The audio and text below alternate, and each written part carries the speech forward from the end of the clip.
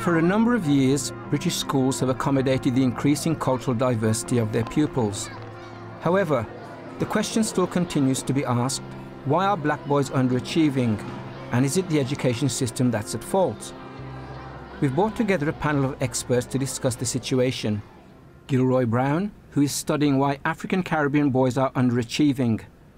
Henroy Green, Public Relations Director for the National Black Boys Can Association. Dr. Lorna Cork, published author on raising African Caribbean achievement. And Chris Smith, a primary head teacher in one of the toughest areas of Birmingham. How much do you think black boys are to blame?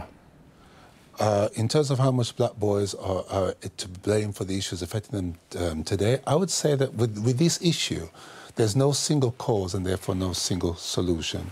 I think the cause is created by a number of instances. It's partly to do with attitudes of the young people, as well as historically how a society has discriminated against young people, and young people in particular ethnic groups. I think it's to do with pressures that actually face young people on a day-to-day basis, peer group pressure, which we've all been through in our respective lives. But of course, I think today, a 15 and 16-year-old boy, be they black, white, or whatever, living in the inner city is facing some tremendous odds we couldn't even dream of. No strategic strategy for really raising aspirations for young people and finding them something to do that's purposeful. I think one of the key things, particularly with black boys, is about understanding the culture of the black community. I'll give you a for instance. You're telling off a group of young people, and you typical, and I remember this when I was at school, where a teacher said, "Look at me when I'm talking to you." Well, culturally, I wouldn't look at an adult when they were telling me off, because it was part of my culture. You just wouldn't do it. And so the black kids may decide, actually, they're not going to look at the teacher when they talk to them. That's then interpreted as insolence. That then escalates the issue. So it's simple little things about understanding the culture. Whatever happens, whatever the problems are, we need to overcome them. Yeah, they're still there. You're not going to win all the time, but try to win. Otherwise you may as well just lock the gates and go home. We are aware that there's racism, we're aware of all these things in the environment, but we've got to find ways of circumventing them, addressing them, and working together with the schools, with other organisations, perhaps other community groups as well, to try and work with that mutual goal in mind, which is making sure that our young people achieve. Pressures are outside of the children, and our children have got to be strong, and they've got to be stronger than we were at a similar age in order to resist the negative influences that can come on them.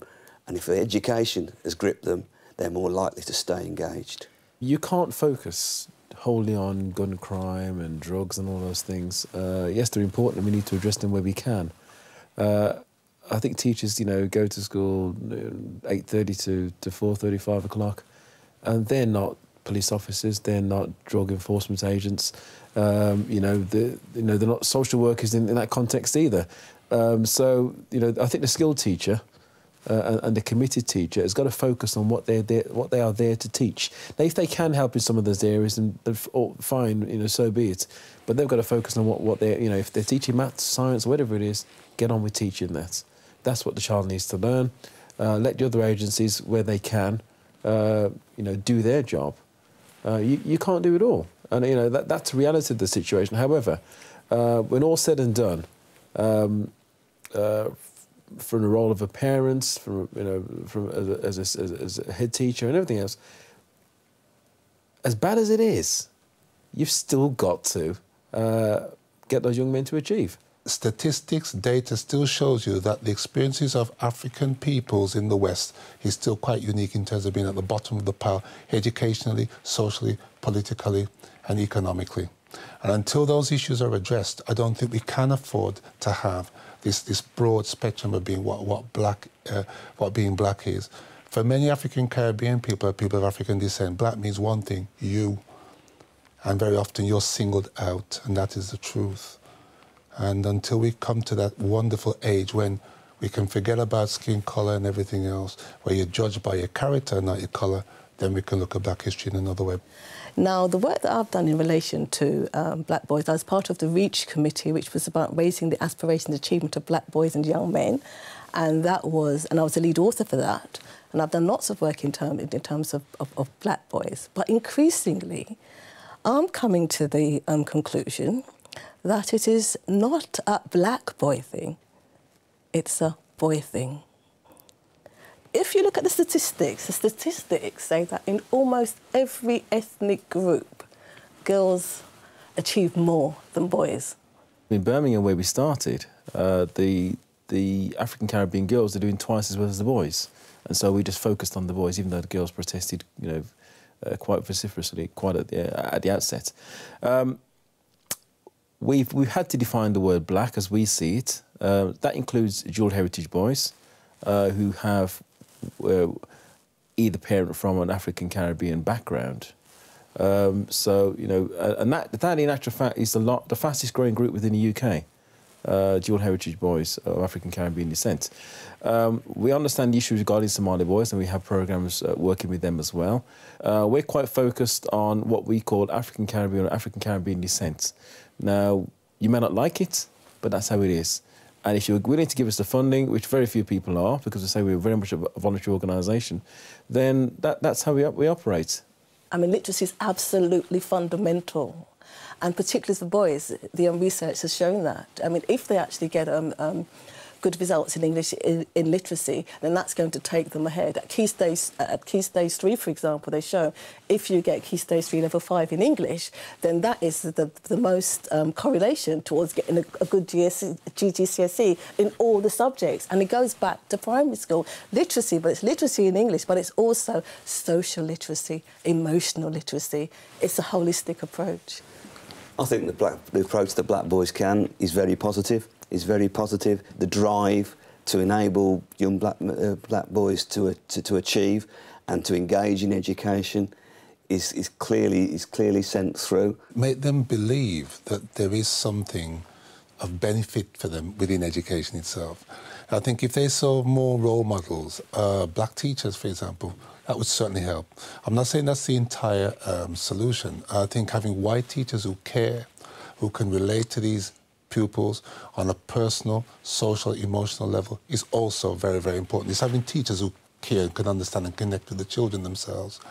I think also further to that, we need to look at the many schools that have done good work over the years. There's lots of good schools out there that have got good practice, exemplary practice that needs to be promoted and shared with the rest of the learning community so that other schools that genuinely want to make a difference can see that differences have been made, and that there are strategic approaches out there that do work, have been tried and tested and do work. And thirdly, to challenge perhaps a few schools that don't know how to do it but are indifferent and don't care. Because we have to accept that teacher expectation is a major area that needs to be looked at. That the teachers themselves have got to examine any preconceived notions they may have that are negative towards black pupils. And for schools to be brave enough to challenge themselves to say, right, well, is there anything that we may be doing that inadvertently affects those children in an adverse way? Have you had Black Boys Can in your school? Not as yet, but I've worked with many community groups in our local area.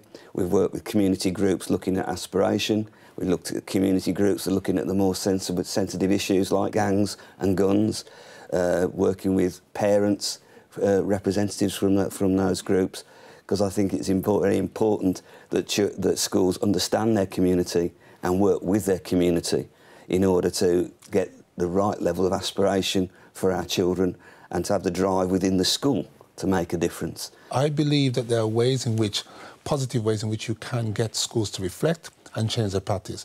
Black Boys Can has done that as an organisation. It's how you present the case to the school. We have to recognise that schools have got human beings in them. Head teachers are human beings too. They've got feelings. They're going to feel sensitive about certain issues. The emphasis must be on letting schools know that there are other schools out there in similar situations like themselves, dealing with the same challenges, that are succeeding in terms of raising aspirations, raising attainment to pupils, and teachers getting a sense of satisfaction out of it. I think if it's approached that way, schools will be less likely to be resistant to the message that you're giving, because what you're saying is, look, we want to help you, we want to help to empower you to make a difference. There's other schools like yourself that have made a difference, so don't just take our word for it. See what those other schools are doing, and for us to bring the evidence to them. You know, we have programmes for white working class boys, Bangladeshi, Pakistani boys and girls.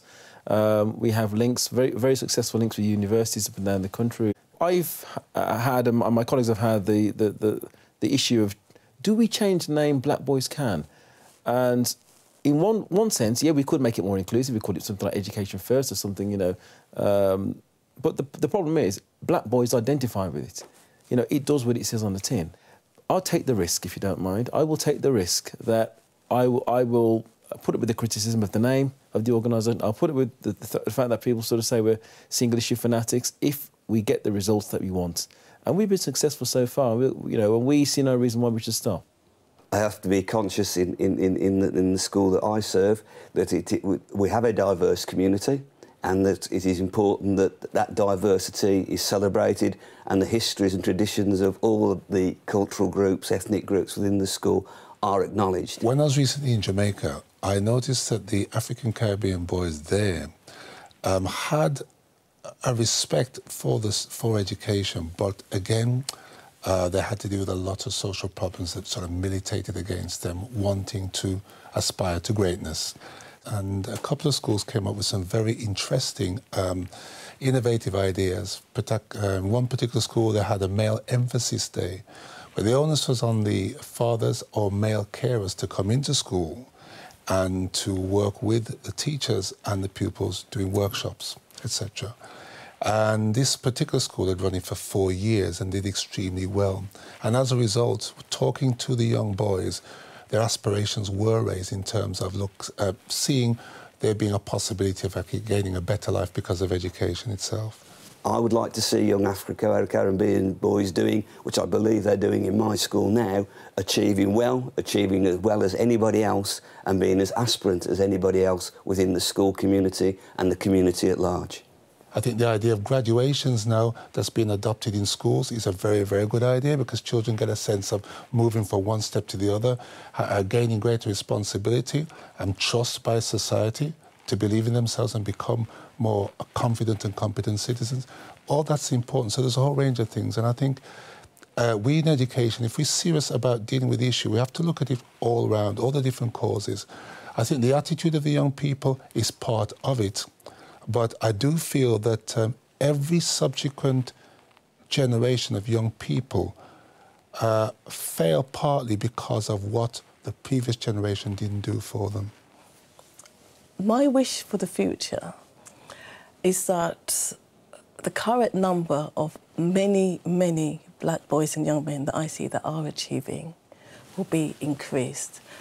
And that even whilst we talk about role models, just as Gilroy is mentioning things like pointing to schools that are doing extremely well, we could perhaps in primary schools and secondary schools, please put in a much more prominent position those black boys and young men that continue to do well on a daily basis. Once they achieve it, then there's no role for you anymore as black boys, is there? Fantastic. We'll willingly give up what we're doing if that's the goal is achieved. We're not trying to sort of exist. We came into being because there was a problem. But as soon as the problem goes away, the better, you know, I'll learn to play golf. If I can get into the club, if they let me in. But anyway, that's a whole other issue.